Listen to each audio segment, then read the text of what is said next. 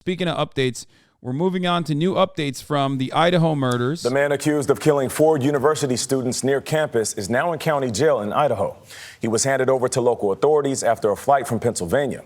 Omar Villafranca has more from Moscow, Idaho. Landing in Washington late Wednesday night, 28-year-old Brian Koberger was met by law enforcement on the Pullman-Moscow Regional Airport tarmac. He was quickly escorted to the Leda County Jail in Moscow, Idaho, where he was booked on 4 counts of first-degree murder for allegedly killing Kaylee Gonsalves, Madison Mogan, Zayna Kernodle, and Ethan Chapin in November. Hello, how you doing? How y'all doing? Koberger's arrival in Idaho came as police released new body cam video of the suspect and his dad being pulled over twice in Indiana on a December road trip home to Pennsylvania. So he's right up on. Oh, yeah, they stopped them, dude. They fucking stopped them. I think twice, not even once. God, cops are awesome, dude. Van, man. You right up on the back of that van. You're over for tailgating. Video shows the sheriff's deputy talking with the two about their long drive. So you're coming from Washington State University, and you're going there? Oh. We're going to be going to Pennsylvania. Oh, okay. Yeah. We're slightly touching the driving hours. Hours, days. Hours. More than 2 weeks. Bro, look at his fucking face. Dude, white man buff is so insane, okay? Like, you get full, like, no matter what happens, if you're a white dude and you're talking to a cop, cops literally cannot comprehend any vibes that are fucked. Sneak plus 10, try sneak plus 100, dude. That meta is so OP, I swear to God. It's crazy. Obviously, we've talked about it. Like, it's OP in general because, like, you know, we live in a society that is designed to maintain power in the hands of what is, you know, an endlessly expanding or sometimes shrinking concept of what white people are. But god damn, dude. I mean, this is like, it's weird. It's weird. Like, when police interactions, they're rolling nat 20s every time. Every time. How many fucking serial killers, which by the way, almost all of them are white, but how many serial killers have had moments where they've interacted with cops, like literally with a body in the trunk, literally immediately after a murder, like when they fit the profile of a suspect that they're looking for? It is so overpowered.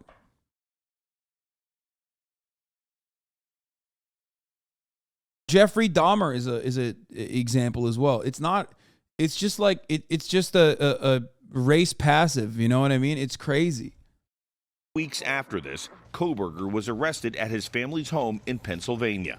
The public defender for his extradition case, Jason Labar, described him to 48 Hours as calm and intelligent. He's an ordinary man to me. I see no distinct characteristics. He's easy to talk to. He's aware of the situation. He's very calm. What? Koberger is... Bro, there is no... Dude, this is another... Wait, by the way, this is another race buff. This is another racial buff that people don't know about. They also get a plus 10 media buff, okay? A lot of people constantly complain about, like, oh, white men are under attack or whatever. But the amount of... They get plus 10 charisma in the eyes of media figures. They never talk about these motherfuckers and people who hold institutional power in general, where they talk about a serial killer like he's just some chill dude. Remember, Ted Bundy, one of the most prolific rapist murderers of all time, okay?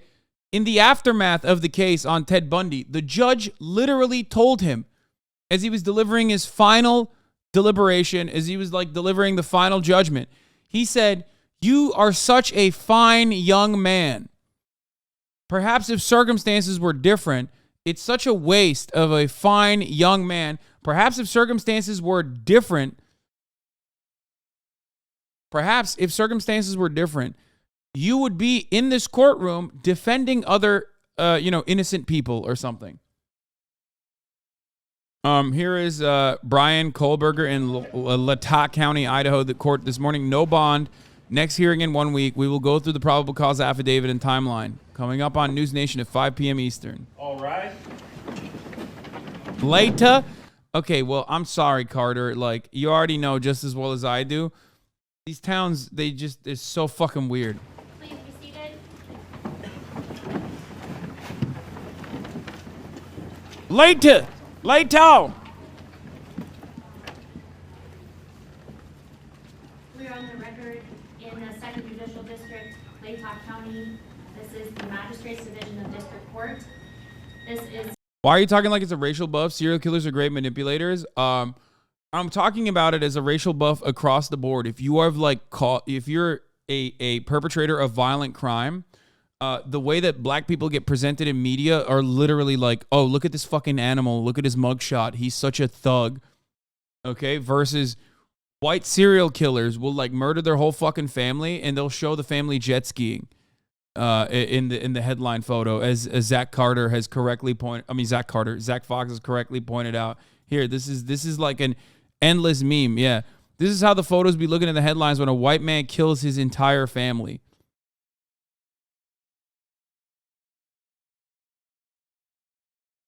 I said, Zach Carter. My mom called me on stream and told me to react to this because she knew I went to college there. I read the affidavit on stream to her. Nice. Here was the Ted Bundy sentencing hearing. The jury's recommendation and sentenced Theodore Bundy to die in the electric chair for the murder of 2 co-eds. Bundy is the 136th person under death sentence in Florida. Ed Rabel reports. Before pronouncing the sentence, Judge Edward Cowart let Bundy make a statement. I'm not asking for mercy, for I find it somewhat absurd to ask for mercy for something I did not do. So I will be tortured for and will suffer for and receive the pain for that act. But I will not share the burden for the guilt. In imposing sentence, Judge Cowart cited the savagery of the crimes and what he called the indifference of the defendant. This court, independent of, but in agreement with. This guy's last name is Cowart. The advisory sentence rendered by the jury does hereby impose the death penalty upon the defendant Theodore Robert Bundy. Then, in an unexpected move, perhaps an afterthought, Cowart stunned the courtroom with some parting words for Bundy. Take care of yourself, young man. Thank you. I say that to you sincerely. Take care of yourself. It's a tragedy for this court to see such a total waste, I think, of humanity that I've experienced in this court. You're a bright young man. You made a good lawyer. I'd love to have you practice in front of me, but you went another way, partner. Bundy says he'll appeal. Meanwhile, he has been ordered to the state prison to await setting of the date of his execution in the... Yeah, bro. I mean, what do you mean when we say this shit? Like, I'm not pulling this out of my ass. Here, status and race in the Stanford rape case. Why Brock Turner's mugshot matters. Here is Canadians also getting in on the fun. A black woman let her child play in the park next to where she worked. This is the image the media circulated. Her fucking mugshot. A white man raped an unconscious woman in an alley behind a dumpster. This is the image media circulated. His Stanford yearbook picture. Okay? If you don't think that this is a reinforcement of white supremacist implicit biases that are inside of like every fucking person, I don't know what to tell you. Okay? That's the buff we're talking about. Outrage over Stanford rape sentence. Like, that, what the fuck?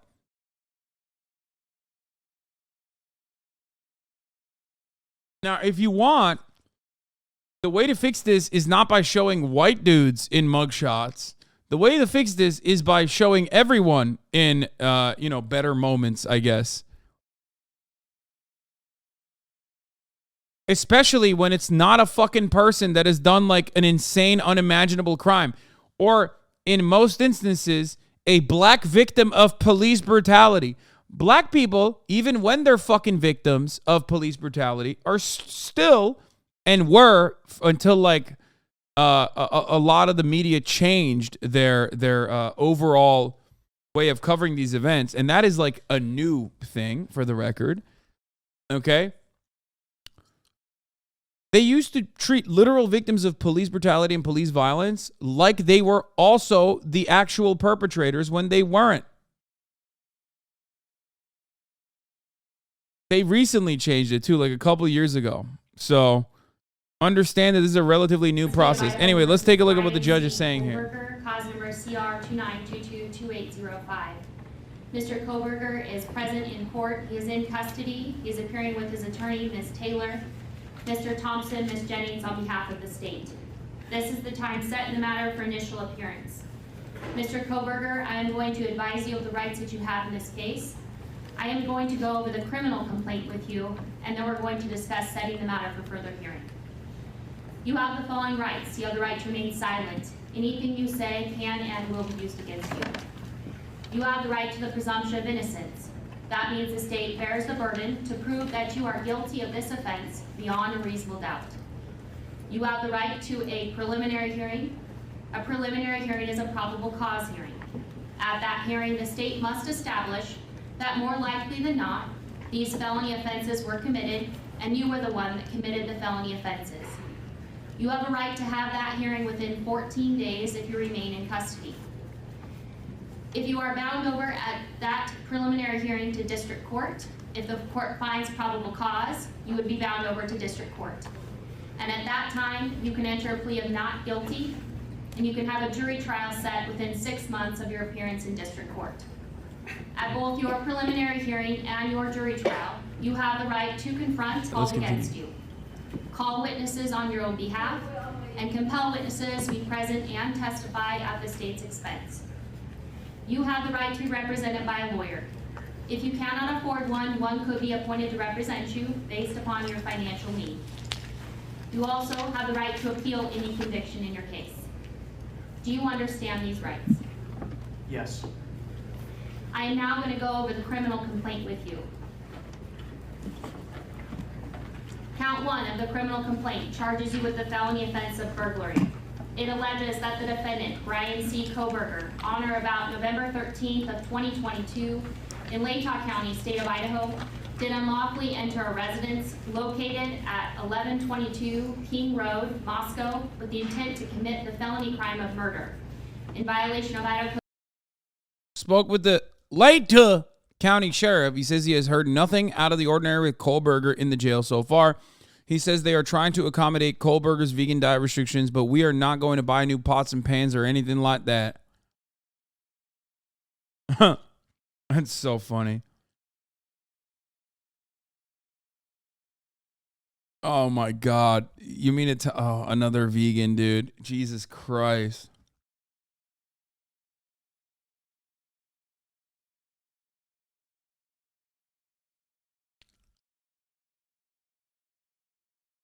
Okay, listen. Vegans are very kind individuals, okay? I'm not gonna shit on vegans right now.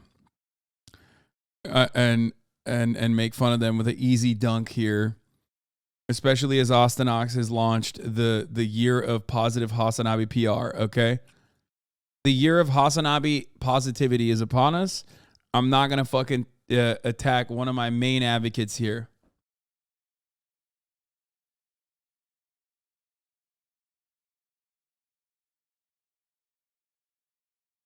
This vegan, it does not represent all vegans.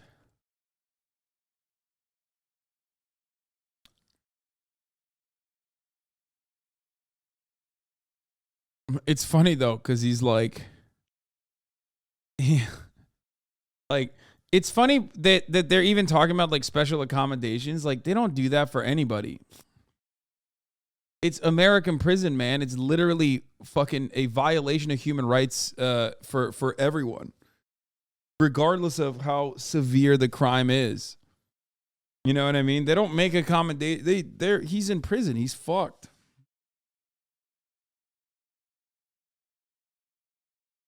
Anyway,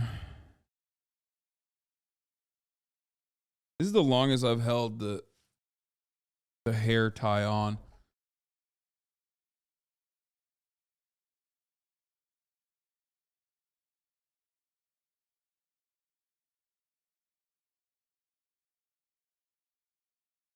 Don't you think that if you've murdered 4 people, the whole idea of being vegan is kind of out the window? Yeah, I don't understand like what your ethical conundrum is there. You killed humans without consent, but like you're like, hey, but you know, a slice of cheese, that's the real murder. Like, what the fuck? At that point, just eat meat, dog. You know what I mean? What the fuck are you doing? Code 18-1401 and 1403. The maximum penalty for that offense, if you plead guilty or are found guilty, is not less than 1 year in prison, no more than 10 years in prison, and or a $50,000 fine or both. Do you understand? Yes. Count 2 alleges that you committed the felony offense of murder in the first degree. It alleges that the defendant, Ryan C. Koberger, on or about November 13th, 2022, in Latah County, state of Idaho, did willfully, unlawfully, deliberately, with premeditation, and with malice aforethought, kill and murder Madison Mogen, a human being, by stabbing Madison Mogen, from which she died, in violation of Idaho Code 18-4001, 4002, 4003, and 4004. The maximum penalty for this offense, if you were to plead guilty or be found guilty, is death or imprisonment for life. Do you understand? Yes. Count 3 alleges that you committed the felony offense of murder in the first degree. It alleges that the defendant, Ryan C. Koberger, on or about November 13th of 2022 in Latah County, state of Idaho, did willfully, unlawfully, deliberately, with premeditation, and with malice aforethought. Okay, so this is his that stuff is like kind of irrelevant, but there are new investigative details on a timeline. Here's Madison Mogen and Kaylee Conkells.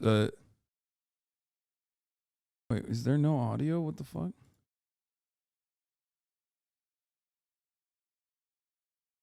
On the night of.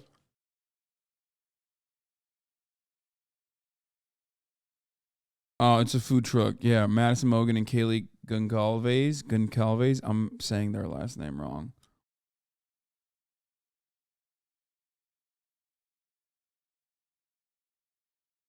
The dude following them, where and who is he? What do you mean? Gonzalez?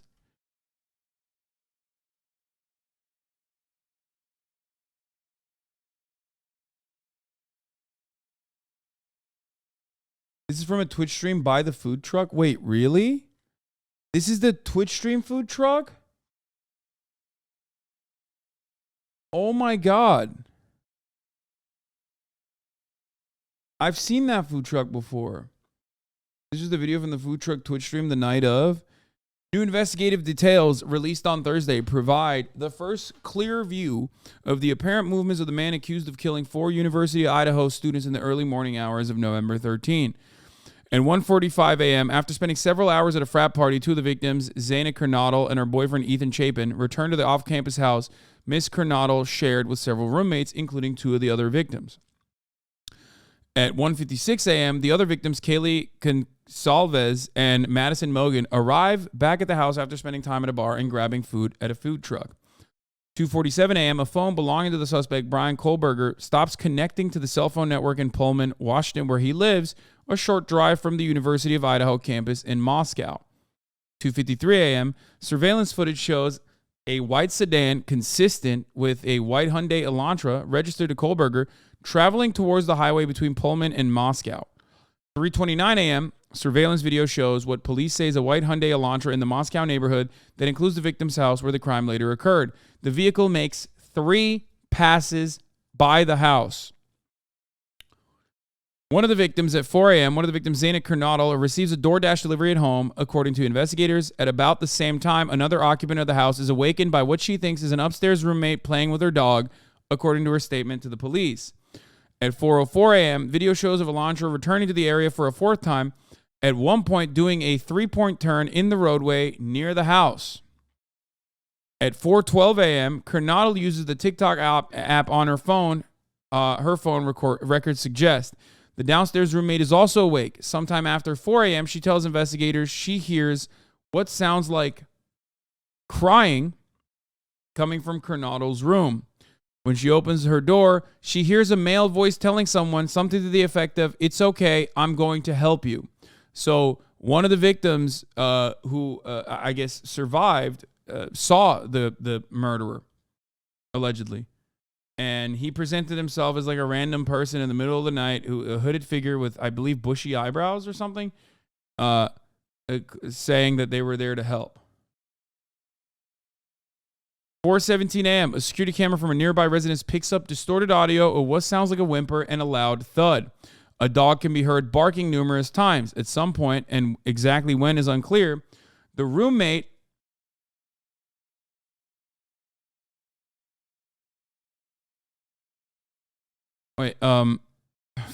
The roommate opens her bedroom door again. According to the account she gave investigators, and sees a man with bushy eyebrows, clad in black clothing and a mask. The man walks past her towards a sliding door on the second floor. She goes back into her room and locks the door, and it is unclear what she does during the next several hours. At 4:20 a.m., the white Elantra is seen leaving the neighborhood at a high rate of speed.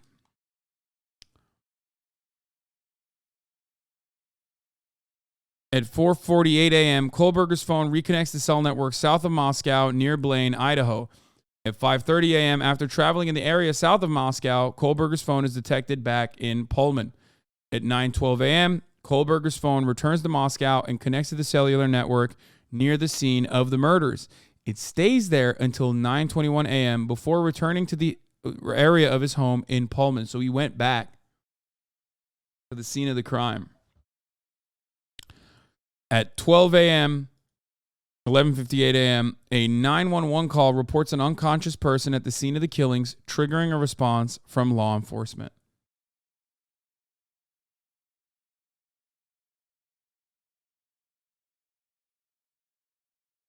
He visited the King's residence 12 times before the murders. Here's the official probable cause affidavit.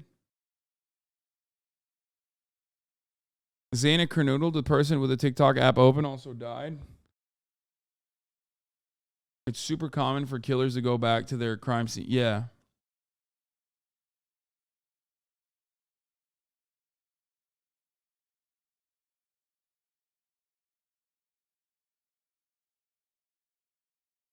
They're saying this sounds like him. I can't look at this.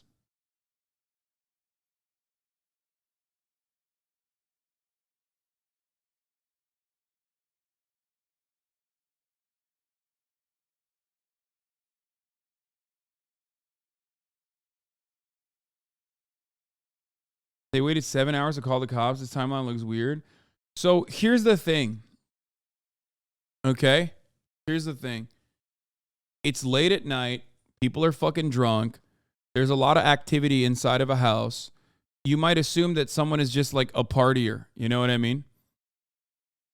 She probably fucking saw some dude, went, oh, like, you know, someone is having a person over, and decided to go back to sleep. It's normal. So when they woke up, that's when they figured out, oh shit, like the people in the house are dead.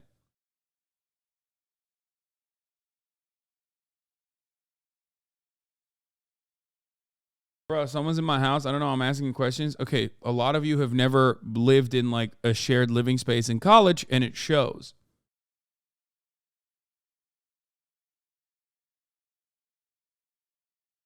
They're like drunk as fuck. I don't know. The only thing that doesn't make sense is why one of the victims that survived didn't call the cops after she like hid in her room.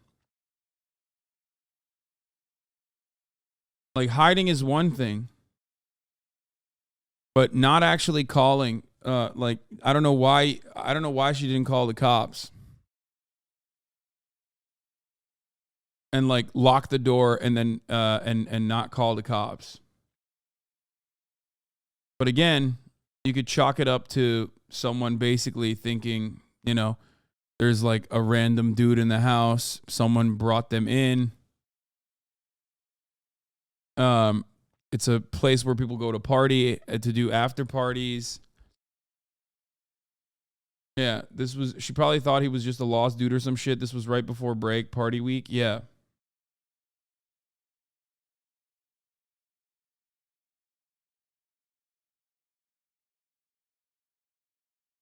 But again, if you've been to college, if you've had like a shared living space with other people, if you see some sketch dude at the party, but it's like 4 a.m. and you think like it's like a booty call or something, You know what I mean? There's a million different reasons why a random person could be at your house. The only reason that it's weird is that the only thing that's weird is like you just are locking your door in a panic. And that is what's, that's what's surprising about it. Like the loud thud, it doesn't make sense that it doesn't make sense that the things that don't make complete sense in that situation is just like the roommate opening her bedroom door again, according to the account she gave investigators, and sees a man with bushy eyebrows, clad in black clothing and a mask. The man walks past towards her, a sliding glass door on the second floor. She goes back into her room and locks the door, and it is unclear what she does during the next several hours.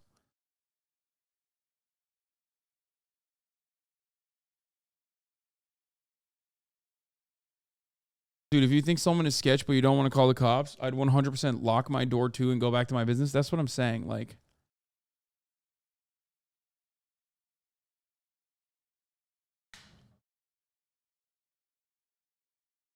at this stage, it might be unclear to the cops, to the investigators, what she did.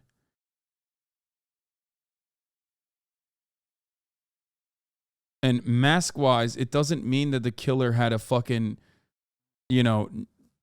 Nightmare on Elm Street or whatever the fuck, like Freddy Krueger mask. Do either of those guys? Jason.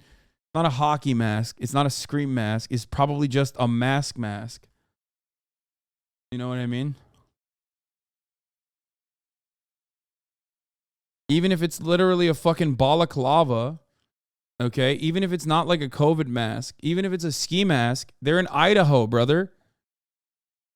It's cold as a motherfucker. Like, even if he had a fucking ski mask on or a balaclava on, you might not have even thought about it. You know what I mean?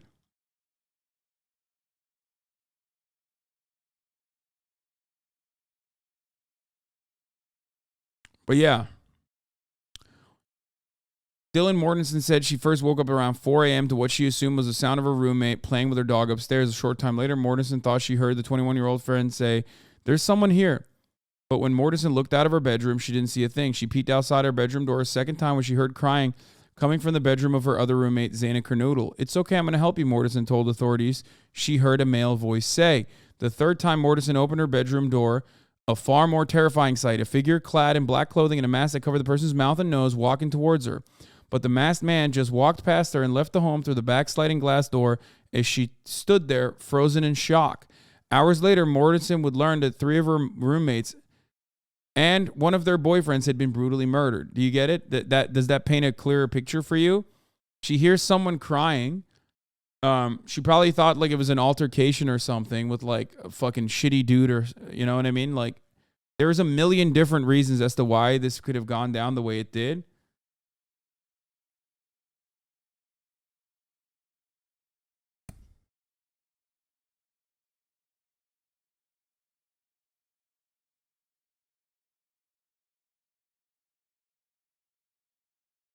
Brother, the roommate that saw him went back in her room, fainted, passed out, and the last roommate found her and reported her unconscious to the police. The dude was wearing a black COVID mask. It's in the affidavit.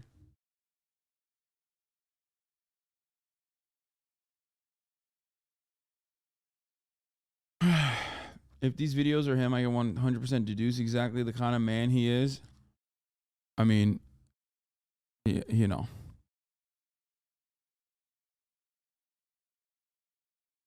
That's according to here. The third time Mortensen opened her bedroom door. We already covered that. Okay, here's the affidavit. I mean, we covered literally all the details of this, basically, and this part is redacted. But here, 4 p.m. Moscow Police Department Sergeant Blaker and I responded to 1122 King Road, Moscow, Idaho, hereafter King Road residents, to assist with the scene security and processing of a crime scene. Officer Smith and I entered King Road residence to the bottom floor. This part is like boring and bullshit. Also in the room was a male later identified as Ethan Chapin. Here, just like cop shit. Based on numerous interviews conducted by MPD officers, ISP detectives, and the FBI agents, as well as my review of the evidence, I've learned the following. Okay, they were at the Sigma Chi House on Idaho campus at approximately 9 p.m. till 1:45, approximately. At 1:45, they returned to the King Road residence, Chapin and Kernodle. BF also stated that Chapin did not live at the Kings Road residence, but was a guest of Kernodle. Goncalves and Mogan were at a local bar, the Corner Club. They're on video footage provided by Corner Club between 10 p.m. and 1:30 a.m. At approximately 1:30 a.m., Goncalves and Mogan go to the food vendor called the Grub Truck, who is a Twitch streamer as well. I've seen videos of their truck before. Wild that it would be like a part of this murder investigation. Okay. A private party reported that he provided a ride to Goncalves and Mogan approximately at 2 a.m. from downtown Moscow in front of the Grub Truck to the King Road residence. DM and BF both made statements during interviews that indicated the occupants of the Kings Road residence were at home by 2 a.m. and asleep or at least in their rooms by approximately 4 a.m. This is with the exception of Kernodle, who received a DoorDash order at the residence approximately at 4 a.m. Law enforcement identified the DoorDash delivery driver who reported this information. DM stated she originally went to sleep in her bedroom on the southeast side of the second floor. DM stated she was also awoken approximately at 4 a.m. by what she stated sounded like Gonsalves playing with her dog in one of the upstairs bedrooms, which were located on the third floor. A short time later, DM said she heard who she thought was Gonsalves say something to the effect of, "There's someone here." A review of records obtained from a forensic download of Kernodle's phone showed this could also have been Kernodle on her cellular phone, indicated she was likely awake and using TikTok app approximately at 4:12 a.m. DM stated she looked out of her bedroom but did not see anything when she heard the comment about someone being in the house. DM stated she opened her door a second time when she heard what she thought was crying coming from Kernodle's room. DM then said she heard a male voice say something to the effect of, "It's okay, I'm going to help you." At approximately 4 a.m., a security camera located at Kings Road, a residence immediately to the northwest, picked up distorted audio of what sounded like voices or a whimper, followed by a loud thud. A dog can also be heard barking numerous times, starting at 4 a.m. The security camera is less than 50 feet from the west wall of Kernodle's bedroom. DM stated she opened her door for the third time after she heard the crying and saw a figure clad in black clothing and a mask that covered the person's mouth and nose walking towards her. DM described the figure as 5'10" or taller, male, not very muscular, but athletically built with bushy eyebrows. The male walked past DM as she stood in a frozen shock phase. The male walked towards the backsliding glass door. DM locked herself in a room after seeing the male. DM did not state that she recognized the male. This leads investigators to believe that the murderer had left the scene. The combination of DM's statements to law enforcement, reviews of forensic downloads records from BF and DM's phone, and a video of a suspect video is described below, leads investigators to believe the homicides occurred between 4 a.m. and 4:25 a.m. So basically what happened, and my assessment, okay, is because if you're like, oh, that's so weird, why didn't she fucking immediately call the cops? And that's your first idea. There are multiple reasons for it. One, it's like a shared living space in a college town. There are plenty of fucking random, like, weird losers that one of your girlfriends or one of your guy friends might have invited. So it was, like, enough for her to feel uncomfortable about the situation to lock her door, but not so uncomfortable that she thought, oh, we should call the cops to this. You know, the weirdest part is the 4 a.m. DoorDash delivery. That is not a weird part at all. What the fuck are you talking about? It's a college town. Okay, for you to think like nothing is open 24/7 at a college town, that's weird that you think that, okay? It is a perfectly normal experience.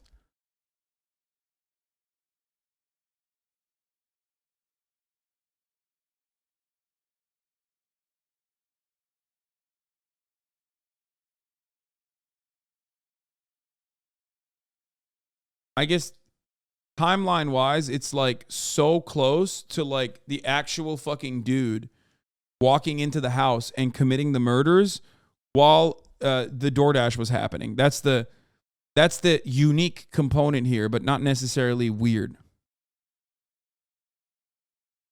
Like, if you're saying that, then that's understandable. Can you click the 3 lines on the top right corner to hide the side panel? What? Oh, and then zoom in here.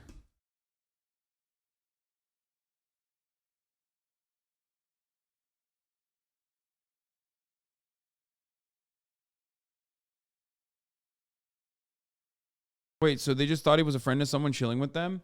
I mean, we will never know until she actually like gives more testimony on the matter. Okay. But ultimately, we will. I mean, we won't know. But I would assume that the reason why she didn't is because she personally thought. She probably thought that there was just like another random weird dude in the house. People come in and out of places like that. Okay, people come in and out of places like that regularly. Oftentimes, they're invited or whatever the fuck. You know what I mean?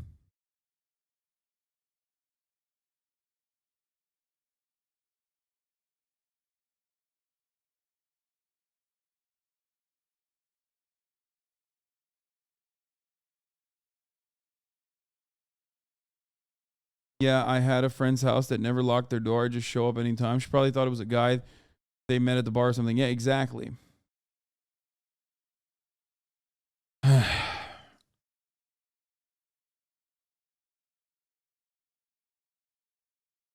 During the process of the crime scene, investigators found a latent shoe print. This was located during the second processing of the crime scene by the ISP forensic team by first using a presumptive blood test, then aminoblack, a protein stain that detects the presence of cellular material.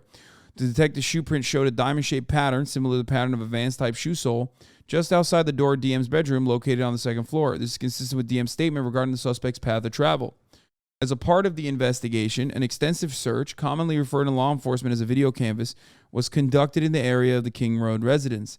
This video canvas was to obtain any footage from the early morning hours of November 13 in the area King Road residence and surrounding neighborhoods in an effort to locate the suspects or suspect vehicles traveling to or leaving from King Road residence. This video canvas resulted in the collection of numerous surveillance videos in the area from both residential business addresses. They looked at all of that. A review of the camera footage indicated that a white sedan, suspect vehicle 1, was observed traveling westbound on 700 block on Indian Hills Drive in Moscow. Approximately at 3:26 a.m. westbound on Steiner Avenue. These are all roads, so I'm not going to fucking go through them in detail because, you don't know any better anyway because you're not from the neighborhood. The weird part is that the suspect actually circled the house 4 times, including doing a K-turn in a nearby neighborhood driveway. Okay? It stopped and turned around the front of 500 Queen Road, number 52, and then driving back westbound on King Road. When suspect vehicle 1 was in front of the Kings Road residence, it appeared unsuccessfully to attempt to park or turn around the road. This is important to understand the motivation of the perpetrator. Okay? Because why did they choose that house? Does he know anything about the individuals in the house? Why specifically that house? You know what I mean? Is there premeditation? Is he just like a freak? I don't know.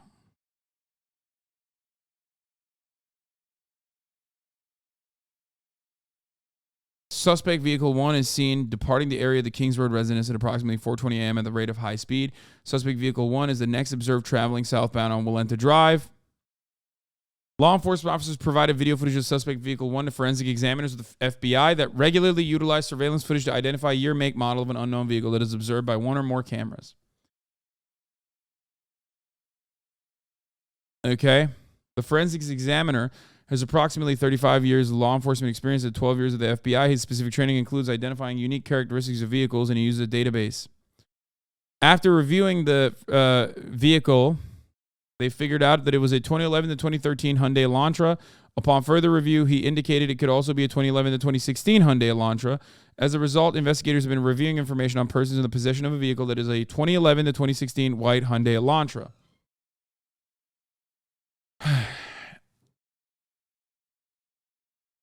They looked at the WSU campus in Pullman. It feels like they should be calling into question his father as well. because what I don't understand about this is like his dad seemingly is involved as like at the very least, helping, aiding and abetting him. But I don't know. Like an accomplice?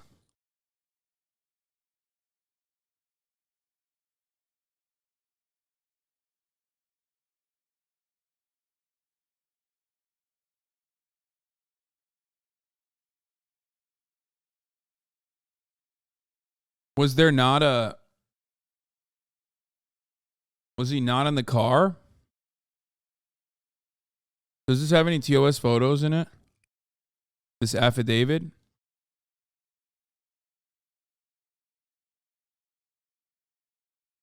He wasn't in the car. But investigators believe that Kohlberger is still driving the 2015 white Elantra because his vehicle was captured on December 13th by a license plate reader in Loma, Colorado. Kohlberger's Elantra was then queried on December 15th by law enforcement in Hancock County, Indiana. On December 16, 2022, approximately at 2:26 p.m., surveillance video showed Kohlberger's Elantra in Albrightsville, Pennsylvania. The sole occupant of the vehicle was a white male whose description was consistent with Kohlberger and his family in Pennsylvania. Based on information provided by the WSU website, Kohlberger is currently a PhD student in criminology at Washington State University. He's a TA.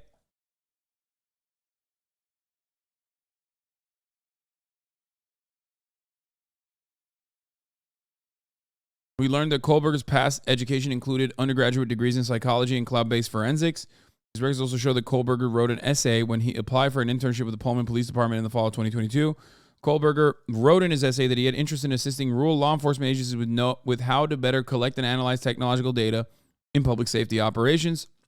He was, criminology PhD, wanted to be a cop.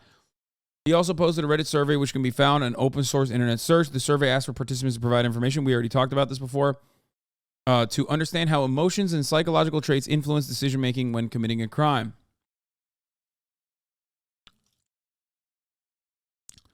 So they determined that Kohlberger was associated with both 2015 white Elantra and the 8458 phone. Investigators reviewed these search warrant returns.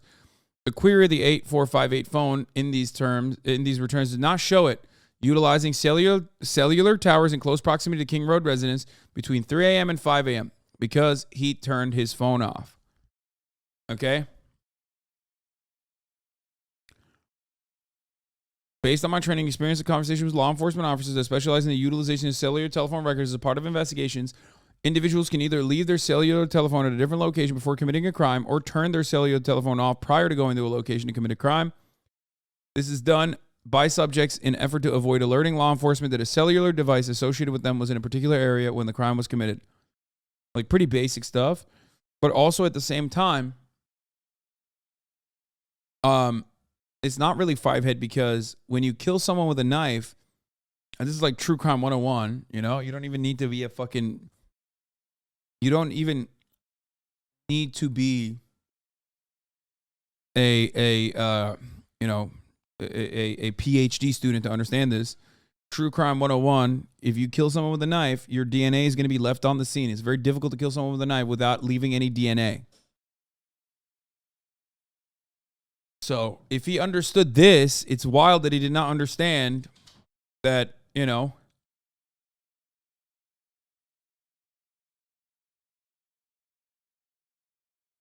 also used his own fucking car. Anyway, this is done by subjects in an effort to avoid alerting law enforcement. On December 23rd, I applied for and was granted a search warrant for historical phone records. Yeah.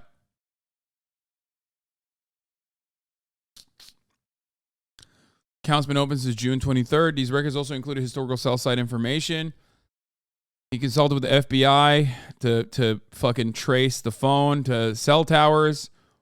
And he was utilizing cellular resources on the night of the murder at 2:42 that provide coverage to the 1630 Northeast Valley Road in Pullman.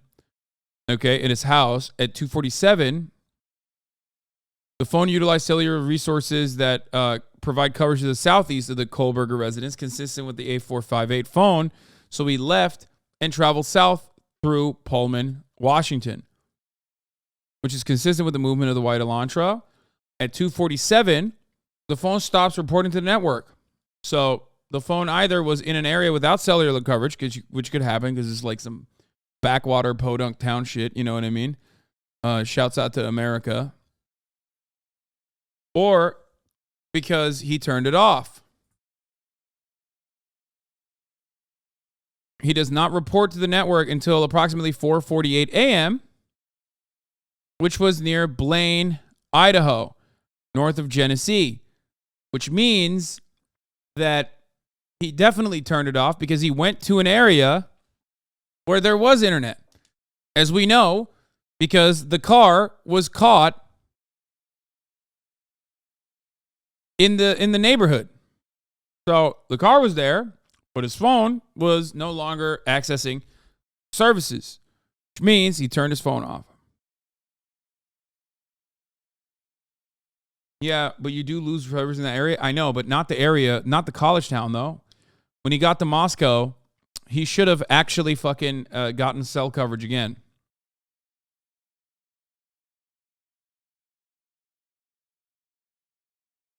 Anyway, so he then travels back. Further review indicated that the cellular resources were utilized that are consistent, leaving the Kohlberger residence, traveling to Moscow. Specifically, the phone utilized cellular resources that would provide coverage to King Road residents between 9 a.m. and 9:21 a.m. 9:12 a.m. and 9:21, which means he went back to the scene of the fucking murder. The 8458 phone next utilized cellular resources that are consistent with the 8458 phone traveling back to Kohlberger residence. He literally went back to his house, came back to the scene of the crime, which is a classic. It's a classic fucking true crime moment right there. Went back to the fucking scene of the crime. I don't understand why they haven't subpoenaed the dad's phone. That's crazy. Yeah, here it is. Here's the possible route based on cellular device location. So he took the long, like, backwater way over there to, I guess, cover his trail, to cover his tracks. What makes you think the dad was involved? The dad was in PA?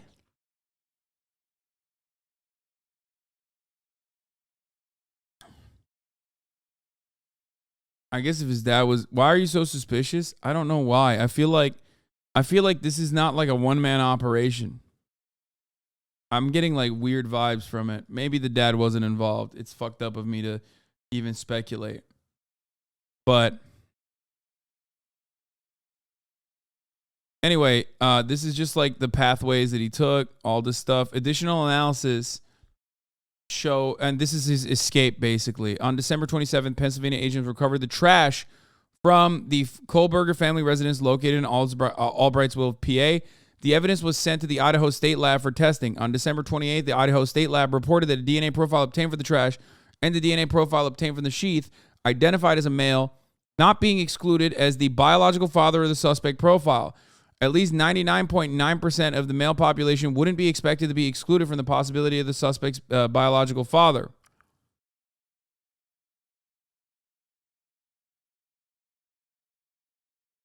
So,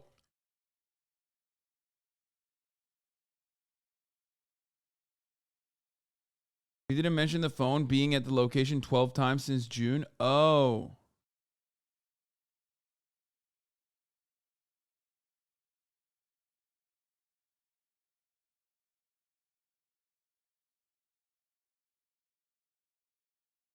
I don't know. He was giving cops full details of where they were going and coming from and saying how Brian was a PhD student at WSU when they were pulled over.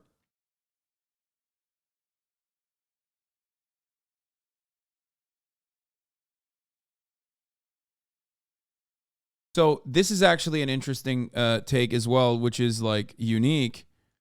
The stab to death 4 people that were only in 2 rooms means he stabbed one person to death with another living person, not one, but twice. It's very difficult to do without waking anyone up or screaming. But I guess given the fact that it's a college town and it's like super late in the night, they might have thought that the altercation was simply, again, like one of the roommates playing with her dog or something. But it is crazy. But yeah, being drunk as fuck. And in under 20 minutes, like, it's crazy. Here's the body camera footage of the son and dad traffic stop, by the way. Recording.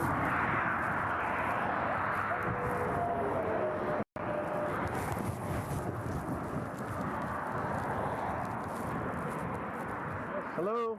How you doing? How y'all doing today? Good, good. Take a look at your driver's license real quick if I could. See, he's right up on that van, man. It's not a frat house, but it is a shared living space. It's not a frat house. It's a shared living space for a bunch of college. It's an off-campus house where a bunch of college students were living together. It wasn't a frat house. Up on the back end of that van, pulled you over for tailgating. Is this your car? Okay, cool. Where are you headed? Well, we're coming from WSU, and we're standing early. What's WSU? Yeah, I go to university basically. In real estate, that is SWAT team and everything. Yeah, the Carter also states the house is 100 feet from Greek Row. It's a live out. Yeah, it's just a lot of people who are in fraternities, as one of the victims was, will often not want to live in the frat house, but there are plenty of shared houses that you can live in that's like close enough in proximity to the frat houses. So that is literally the reason why. Some of them will be satellite houses if there's like plenty of people that are from one particular frat living there. You know, so basically that could be part of the reason why. I can't believe I'm like describing it. Like in a college town, there are shared living spaces where you live in, okay, where, you know, weird shit is happening and you don't even think twice about it because you're drunk, you know?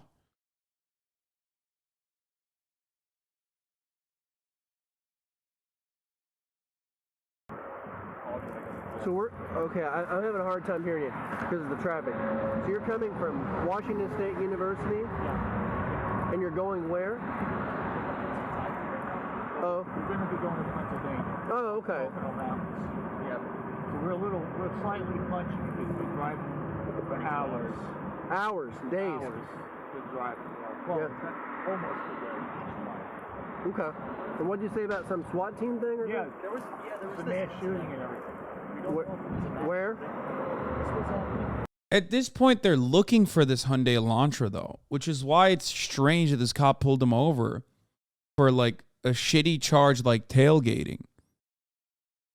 Like they were literally looking for it. There's a, what is it called? Like an APB? Like they were absolutely looking for and knew that they were looking for a fucking Hyundai Elantra. There's a nationwide search and tailgating is such a bolo. Yeah. A nationwide search, bolo, be on the lookout. And I don't know. I don't know why they just like were not even sussed out even a little bit. Like it fits the fucking profile. And APB is an all points bulletin. Yes. Both of them are technically correct. An APB you put out on like on the suspect, and then I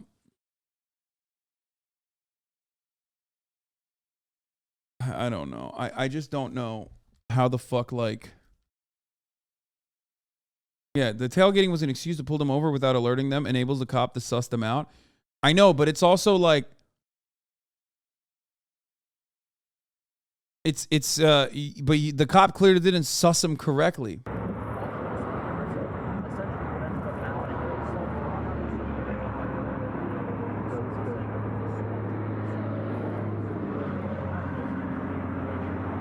Interesting. Well, it's horrifying because he's going to university, you know what I mean? So y'all work at the university there? I actually do work there. Oh. He Okay.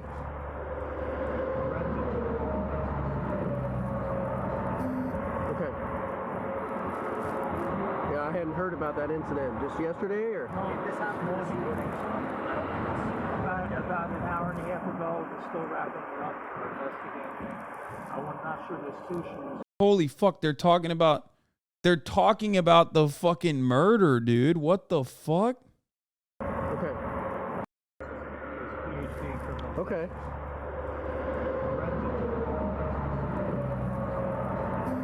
Okay. Yeah, I hadn't heard. The FBI dispelled the rumor this was involved. Okay, so, but there's no, why would a fucking random cop pull someone over for tailgating? Like, that's a ridiculous charge to pull someone over. Especially when they released this, they stopped him intentionally. They wanted footage evidence of his hands and wounds. No, there were 2 stops, I believe. But also, it doesn't even fucking matter. Like, it doesn't matter. I mean, you get pulled over for dumb shit all the time. They have quotas and stuff. But this is the car that a suspect used in a murder.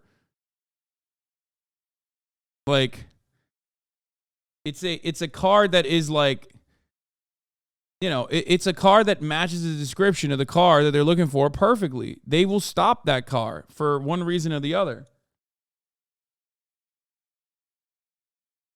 An out-of-state license plate and shit. Come on. And no, the father is not implicated as an accessory to the crime. They basically said he was innocent.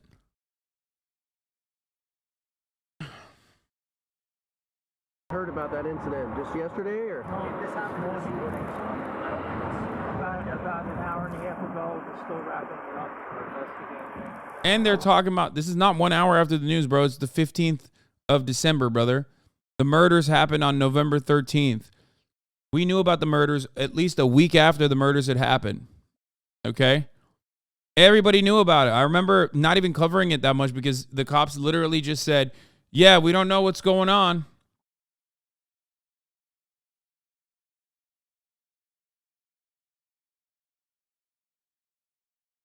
They're not talking about the murders? Wait, what? Really? Oh, they were talking about a shooting. Did a shooting happen? Oh, fuck, dude. Jesus Christ. America. I'm not sure there's 2 shoes because they did shoot somebody. Let's see. And then you don't know about that actually. They were there, they were shooting. Interesting. Wow. Okay. So do me a favor, don't follow too close, okay? All right. Thank you. Appreciate you.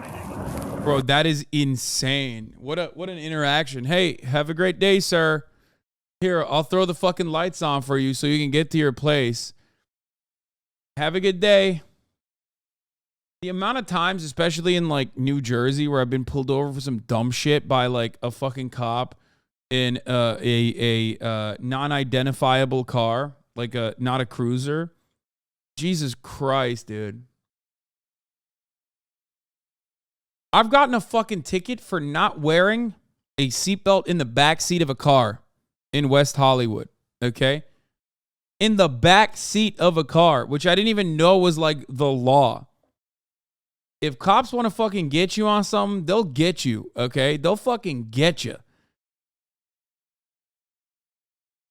It's crazy.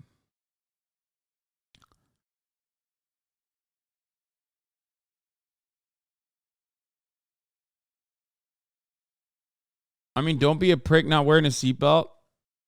Brother, people that say this do not understand. First of all, you should wear a seatbelt in the back seat of a car. But you've never been to West Hollywood. Okay? You will never be able to drive faster than 15 miles an hour on Santa Monica Boulevard in West Hollywood. Okay? So you're out of your fucking mind. Like the place where I got fucking nabbed and got hit with a ticket for not wearing a seatbelt in the backseat of a car was in bumper to bumper fucking traffic on Santa Monica, literally in West Hollywood, like right across from, I still remember it. It was a bike. It was a bike cop, like on a motorbike. In the back seat of a car I don't remember what the ticket was, but like it was insane, dude. It was insane. Like there's no way to scope that out. Like it's one of those things where like no one is capable of scoping that out unless it's bumper to bumper traffic. You know what I mean? Like how the fuck could a cop tell you weren't wearing a fucking seatbelt in the backseat of your car? The only time where they can fucking figure that out is if it is bumper to bumper traffic. The cop literally looked in to the car, saw me not wearing a seatbelt in the backseat of the car, and decided this is a good opportunity to fucking generate some revenue. Man, cops are fucking awesome. Just so sick. Have a good day now.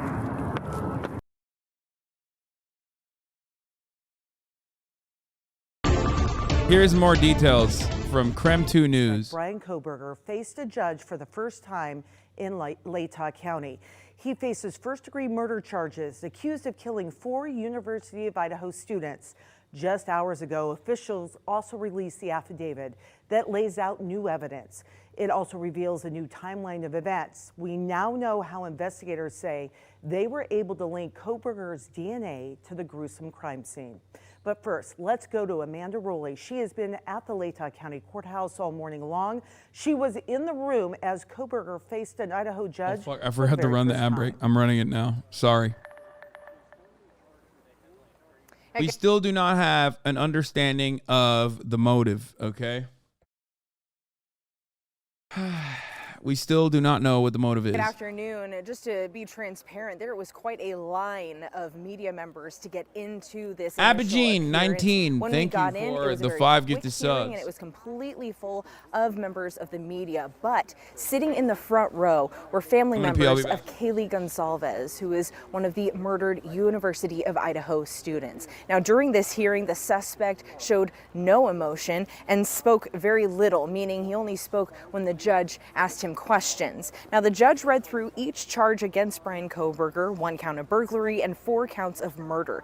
The max penalty, as the judge read in court today, for each count of murder in the first degree is death or life in prison. Kootenai County's chief public defender, Ann Taylor, is representing the suspect. Kohberger is currently being held in Latah County Jail with no bail, and this morning his attorney argued against this. But the prosecutor, Bill Thompson, told the judge Idaho law does not entitle the suspect to a bond because of the charges against him, adding that he was arrested across the country. The judge decided Kohberger will remain in jail without bail. She also gave the suspect a no contact order. That means he's prohibited from having any contact with the victims' families, friends, and the surviving roommates. Now, shortly after the hearing this morning, the attorney representing the Gonsalves family commented on their behalf. Take a listen. It's obviously an emotional time for the family, seeing the defendant for the first time.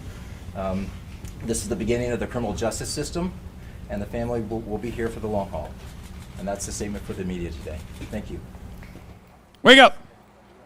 Now, here's what we can expect in the upcoming court proceedings. A status conference hearing is now scheduled for next Thursday at 10 a.m., and this was at the request of the suspect's defense attorney. From today, Kohberger's preliminary hearing must happen within the next 2 weeks, and during that hearing, he will have to enter a plea of either not guilty or guilty. We'll be keeping track of that and posting any updates we can as we learn more. Reporting from Okay, we covered all this. All right, let's finish Latah County Courthouse, Amanda Rowley, Creme 2 News. With Kohberger appearing in Latah County Court, we now have court documents giving us a new timeline of the students' murders and how DNA evidence was used to track down the suspect. Creme 2's Channing Curtis and Tim Pham joining us now with a breakdown of the 18-page affidavit.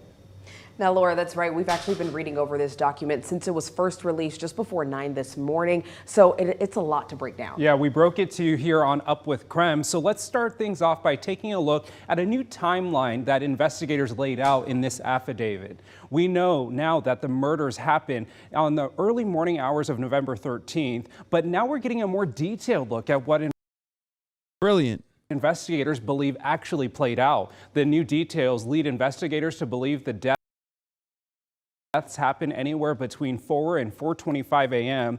Here's what happened starting at 4 a.m. according to the affidavit. Police say Xana Kernodle received a DoorDash order at the house at around 4 a.m. Cell phone data also shows that she was likely awake and using the TikTok app at 4:12 a.m. A surviving roommate who lived in the house, referred to as DM in the court documents we have here, told police something woke her up at around 4 a.m. but thought it sounded like Gonsalves playing with her dog in one of the upstairs bedrooms. At 4:17 a.m., a security camera in the area picked. Anyway, let's get back to this fucking. You know what? I've already covered this murder thing endlessly, dude. I think I'm gonna skip the rest of this. There's nothing new here that we haven't seen yet. We're gonna move on from this.